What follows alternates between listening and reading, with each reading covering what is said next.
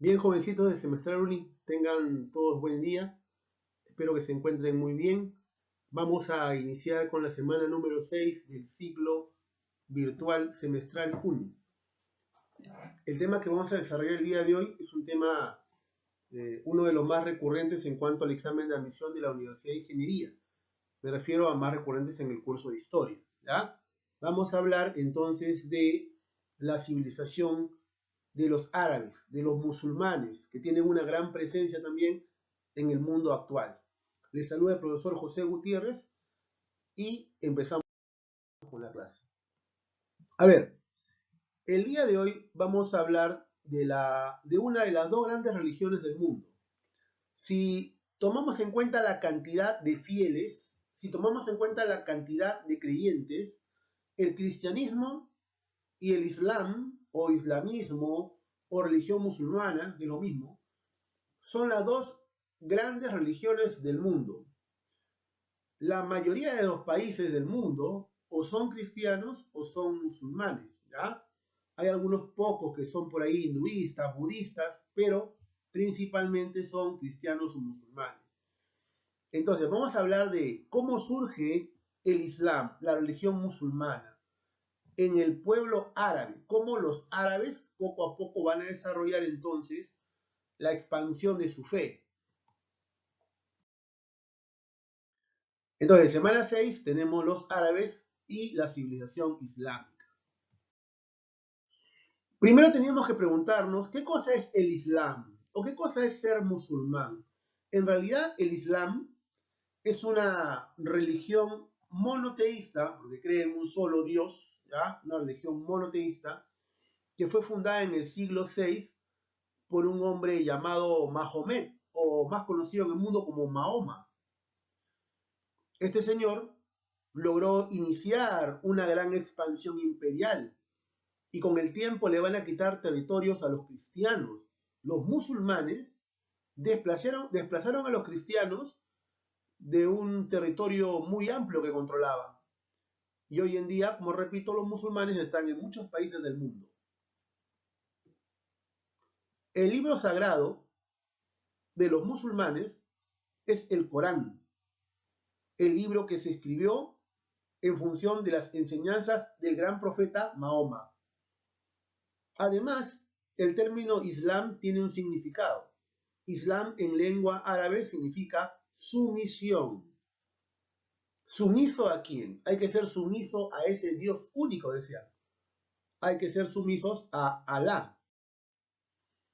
Ahí vemos un conjunto de musulmanes están adorando a su Dios en una mezquita. La forma de orar de ellos es con la frente pegada al piso y siempre en orientación a la ciudad sagrada. ¿Cuál es la ciudad sagrada para los musulmanes? La Meca, el lugar donde nació el gran profeta Mahoma. ¿Sí? Como en el cristianismo y en las demás religiones del mundo, desde pequeños ya se enseña a los niños ese tipo de cultura, ese tipo de fe, ese tipo de religión. Y hay que decir que en algunos países musulmanes existe lo que se llama el fundamentalismo, o sea que la fe, la religión se mezcla pues con la política, ¿no? En el Perú, en teoría, y en la mayoría de países cristianos, no existe ese fundamentalismo. Una cosa es la fe, la Biblia, las escrituras, y otra cosa es el gobierno. La mayoría de países cristianos son países laicos, por lo menos en teoría. En cambio, la mayoría de países musulmanes son fundamentalistas porque utilizan las escrituras religiosas y las mezclan con sus leyes. Sus leyes están bastante influenciadas por el Corán. No en todos los países, pero sí en la mayoría. Profesor Gutiérrez, ¿dónde aparecieron los musulmanes? Bueno, aparecieron en un territorio, hoy día se podría llamar Arabia Saudita, ¿ya? Aparecieron en el gran desierto de Arabia que está en la península arábica. Ahí lo ven en el mapa. Hay un punto rojito que dice la Meca. Ese lugar, una zona cercana a un oasis, en medio del desierto, ahí nace ese hombre que va a cambiar buena parte de la historia universal, Mahoma. Entonces, los musulmanes este, tomaron, o sea, los árabes tomaron una fe nueva en el mundo en el siglo VI que se va a llamar la fe en Alá, la fe islámica, chicos. Y no solamente se van a quedar en Arabia, los árabes van a continuar avanzando. Su consigna era expandir su fe, expandir la creencia en el profeta Mahoma y en el único Dios Alá. Dominaron inclusive en su proceso de mayor expansión, llegaron a dominar todo el norte de África, dominaron también el Medio y Cercano Oriente, hoy en día están también en el sureste, en África subsahariana, en el centro y sur de África.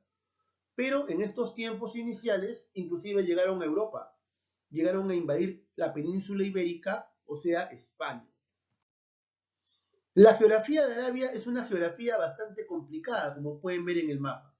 Está lleno de dunas, es un desierto bastante hostil para la vida, sin embargo, sí es posible la vida porque existen oasis en algunas partes de este gran desierto.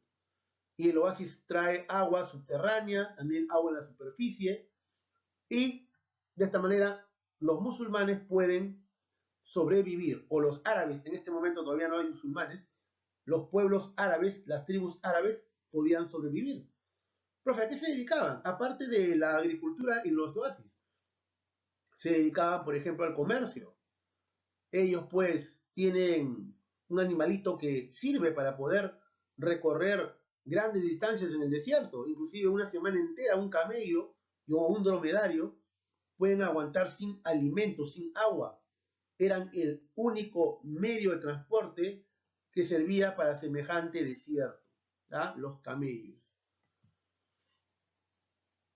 Bueno, y tenemos los oasis. En los oasis hay la posibilidad, como digo, de hacer agricultura por la abundancia de agua. Demos un vistazo primero, antes de hablar cómo es su cultura, cómo es su fe, demos un vistazo a los periodos históricos por los que ha pasado el mundo musulmán. Antes de que existan la religión islámica, la religión en el único Dios Alá, existía en Arabia un conjunto de tribus que no estaban unidas, divididas, ¿ya? Que creían en diversos dioses. El dios del desierto, la luna, el sol, las estrellas, todo era dioses para ellos, ¿no? Entonces eran una sociedad politeísta. Algunos también le dicen panteísta porque todos los elementos de la naturaleza eran Dios. Uno de los dioses que había, inclusive, era una piedra negra. Al parecer, era un meteorito y lo tenían ahí como una cuestión divina. Mahoma, el profeta de Alá, tuvo que luchar contra este politeísmo para poder imponer la fe en un único Dios llamado Alá. Sí, Mahoma nació aproximadamente en el año 570, o sea, siglo VI, de nuestra era, la era cristiana, ¿ya? El objetivo de Mahoma era, y de repente no estarán de acuerdo los musulmanes, pero desde el punto de vista estrictamente de las investigaciones históricas, Mahoma tenía un objetivo para promover el surgimiento de una nueva fe. La idea era cohesionar al pueblo, integrarlo, unificar las tribus a través de un Estado que dirija. Además, también a través de esa fe y a través de un Estado fuerte, también tener el control comercial y político de la región. A Mahoma no le va a ser fácil, repito, a Mahoma no le va a ser fácil imponer esta fe. Mahoma argumentaba pues que se le había aparecido un ángel de Dios, se le había aparecido el arcángel Gabriel enviado por este Dios Alá. Y este Dios Alá tenía un nuevo mensaje para el mundo. Y este mensaje que Mahoma iba a transmitir tenía que ser difundido incluso mediante la fuerza. ¿Sí? Los que creen en Alá y lo aceptan como su único Dios, bien. Los que no creen y por ahí se oponen, tendrán que ser sometidos en una guerra santa. Eso es lo que decía Mahoma en su momento. Como decía, a Mahoma no le va a ser fácil. Mahoma quiso dominar la Meca, una zona donde habían grandes comerciantes, quiso dominar la Meca para desde ahí empezar la unificación de todo el territorio árabe, pero no lo va a lograr, por lo menos no al inicio. En la Meca tuvo problemas. Los comerciantes corinchitas casi le quitan la vida a Mahoma. Mahoma tuvo que escapar a una ciudad al norte llamado Medina, que desde entonces se va a conocer como la ciudad del profeta. Ahí en Medina, Mahoma logra el apoyo necesario para su proyecto y Mahoma va a lograr regresar con un gran contingente militar y va a dominar de todas maneras la Meca. Para el año 622, después de esa huida llamada la Égira, ojo, empieza ahí el calendario musulmán. Desde ahí cuentan el tiempo los musulmanes. Desde la huida de Mahoma de la Meca a Medina. Repito, fue muy importante porque gracias a eso pudo obtener el apoyo necesario para que pueda regresar a la Meca y someterla militarmente. Una vez habiendo dominado Medina y la Meca, ya había dominado las dos zonas más importantes de Arabia. Ya lo demás fue una cuestión de tiempo, de meses, para conseguirlo. Mahoma va a lograr unificar Arabia y la fe va a ser un elemento importante para esa unificación. Se van a prohibir diversos dioses, o en realidad todos los dioses. Solamente se va a aceptar a Alá. La piedra negra quedaba ahora como un símbolo de Alá, pero en realidad Alá es el único Dios, no se le puede dibujar, no se le puede esculpir, tampoco a Mahoma. Pues, por ejemplo, en la pintura que ustedes ven ahí lo ven a Mahoma, no se ve el rostro de Mahoma. Mahoma, el profeta mayor de Alá, no puede ser tampoco dibujado. Seguimos. Los árabes lograron dominar en pocos años el territorio. Avanzaron mediante la llamada Guerra Santa. Ahí tenemos una imagen donde esos que tienen como una especie de luna en el escudo están peleando con los cristianos. El yihad es en realidad la Guerra Santa, la lucha contra los infieles para expandir la fe. ¿Quiénes son los infieles? Los que no le son fieles a este Dios llamado Alá. Mahoma logró dominar toda Arabia, creando un estado con una religión bastante férrea. Mediante la Guerra Santa, los musulmanes despojaron de territorio a los bizantinos. Después de Mahoma van a venir otros hombres que van a promover la Guerra Santa. Van a llegar a dominar Egipto mediante la Guerra Santa. Van a dominar el cercano Oriente mediante la Guerra Santa. ¿Sí? Eran un ejército bastante comprometido y esto de la idea de Dios, hasta en algunos casos fanatismo, llegaba a pelear hasta el final. Se sentían protegidos. Mahoma decía que en esa Guerra Santa, quien moría en Guerra Santa, luchando por Alá, iba a ganar el cielo con Alá. Y así entonces los musulmanes lograron un gran crecimiento territorial. Sí, en la época islámica entonces tenemos la religión musulmana. La religión musulmana. Profesor Gutiérrez, ¿de dónde sale esa religión? ¿Fue un invento de Mahoma? Bueno, yo te voy a contar, joven, que en realidad esa religión islámica no tanto fue un invento de Mahoma. Mahoma viajaba a zonas donde había judíos al norte y había leído textos judíos como por ejemplo lo que nosotros conocemos como el Antiguo Testamento. Los judíos le llamaban el Torá, los primeros libros de la Biblia, el Génesis, el Éxodo, Levítico, Números, Deuteronomio. Entonces, Mahoma había leído esos textos, pero no solamente esos textos. En el siglo VI ya existían evangelios de los cristianos y Mahoma también había tenido la oportunidad de leer textos de los evangelios. En realidad, Mahoma saca una síntesis y la idea de Mahoma va a ser plantear que ese Dios único siempre ha existido, desde Abraham, pasando por Moisés, pasando por Jesús. Todos ellos serían profetas de ese único Dios llamado Alá, pero profetas menores, porque el profeta mayor de Alá era Mahoma. Eso era lo que sostenían ellos. Es decir, la historia de los árabes musulmanes estaría emparentada con la historia de los judíos y cristianos, ¿ya? Bueno, aquí tenemos las tres grandes religiones.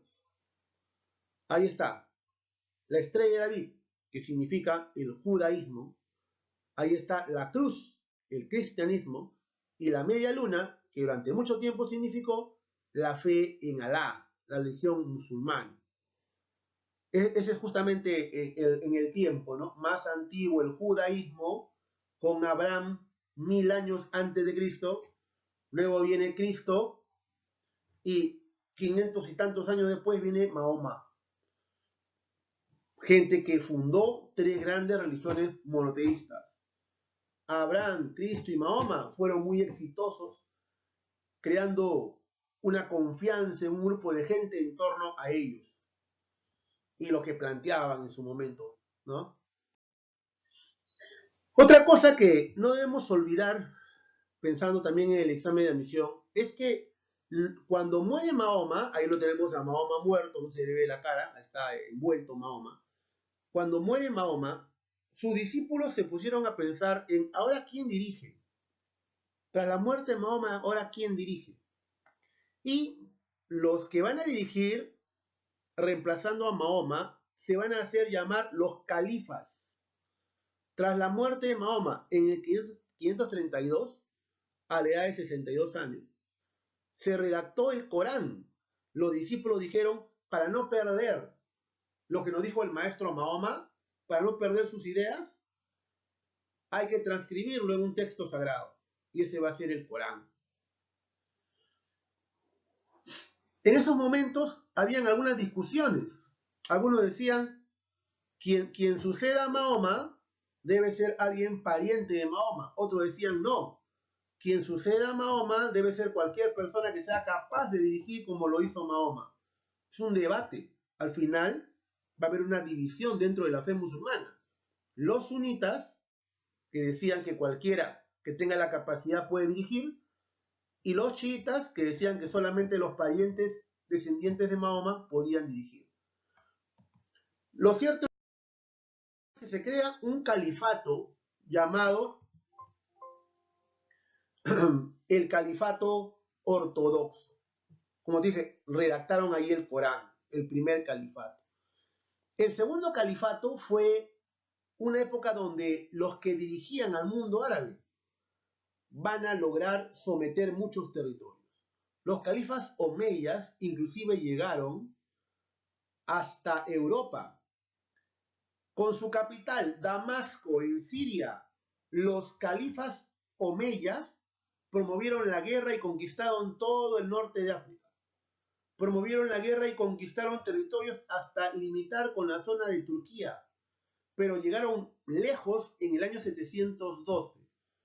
Los califas, o sea, los que dirigían el territorio, llamados los omeyas, para el año 712 o 711, perdón, lograron derrotar a los visigodos, que eran un reino bárbaro que se había cristianizado, que vivían en España. En el año 1711 son vencidos los visigodos Y España, que es una parte de Europa, cae en manos de los musulmanes. Hay varias ciudades españolas que fueron fundadas por los musulmanes, como por ejemplo Córdoba, o como por ejemplo Sevilla. Pero los musulmanes, omeyas, no querían llegar solamente a España, querían dominar toda Europa. Para eso promovieron también una guerra. Quisieron avanzar a territorio francés, pero para mala suerte de los musulmanes, fueron detenidos por Carlos Martel, el mayordomo, el asesor de los reyes del reino franco. Ellos detuvieron a los musulmanes y más adelante los carolingios van a continuar con la guerra contra los musulmanes para no dejarlos pasar al resto de Europa. Año 732, los musulmanes son frenados en Europa en la batalla de Poitiers. Ahí vemos una imagen de la batalla de Poitiers, una batalla que algunos consideraban que habían 60.000 hombres peleando en ese momento. Imagínate el Estadio Nacional totalmente repleto, todos peleando, combatiendo. Los los francos que se habían vuelto cristianos, mientras que los musulmanes eran adoradores de Alá, dos religiones muy grandes que estaban creciendo. Los omeyas habían logrado un territorio impresionante, fíjate, desde España hasta la zona de Irán. Ya estaban pegados a la India inclusive. Un gran territorio, un gran territorio. Pero luego van a empezar a se va a empezar a fraccionar. Viene otro califato. Un grupo de califas ahora dirige desde la capital Bagdad. Antes la capital era Siria, ahora la capital es Bagdad. Hoy en día es la capital de Irak. ¿Sí? Ya esa es una época en la cual, pues, ya después de la expansión viene una gran bonanza económica, un desarrollo cultural, un impulso de las ciencias. El mundo árabe no siempre va a mantenerse unido. Los musulmanes no siempre se mantuvieron unidos. El califato abásida o abasí empezó a ser fraccionado. Los de Egipto se separaron, creando un califato pequeño llamado Fatimi. Los de España se separaron, creando un califato pequeño llamado el califato de Córdoba. Y después los abásidas van a ser invadidos por unos guerreros turcos. Y los guerreros turcos, al darse cuenta que les convenía convertirse en musulmanes, lo hicieron y defendieron la religión musulmana. Para que veas lo fuerte que era esta fe, que hasta los invasores turcos selyúcidas tuvieron que adoptar la fe en Alá para poder tener el control de ese pueblo. ¿Sí? Ahí vemos ya cómo crecía el mundo árabe, fíjate. Crecía bastante el mundo árabe. Acá también vemos el califato de Córdoba en España. La parte anaranjada son cristianos que le están haciendo la guerra a los que están de verde, que son los musulmanes. Algo que también podría venir en el examen de admisión es sobre las características de esta etapa. Las características. Ya les dije, la economía, es cierto que hay agricultura en los oasis, pero la principal actividad económica es el comercio. Los árabes están en una zona muy buena para el comercio. Están entre el mar Mediterráneo y el Medio Oriente, están en el centro. Ellos trasladaban mercaderías a través de sus camellos en grandes caravanas. Eran como una especie de puente comercial entre Oriente y Occidente. La sociedad árabe, ¿cómo estaba compuesta? Los grupos dominantes. El califa es el que estaba en la cima, en la punta de la cúspide de la pirámide, estaba el califa. Repito, el califa es el sucesor de Mahoma. Pero también habían gentes que tenían muchos camellos, tenían el dominio del comercio, también eran poderosos. Además, también habían personas que tenían tierra de cultivo en los oasis, donde producían dátiles y otros productos comestibles. Entonces, tenemos también a los terratenientes. Y al fondo, ¿quiénes están?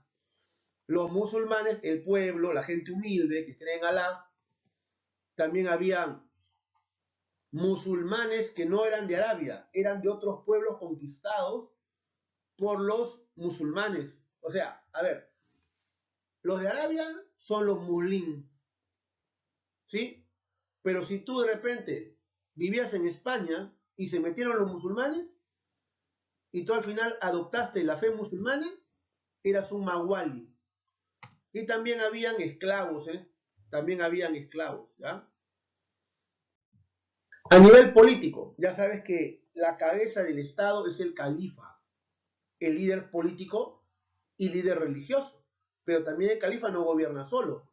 El califa también tiene gente que le apoya en el poder. Ahí están los visires, los emires, que son jefes militares, los wali, que son gobernadores de provincias, y los cari, que defienden la fe. Son gente que es como un juez, es como el poder judicial, que tiene que hacer que cumplas la fe musulmana.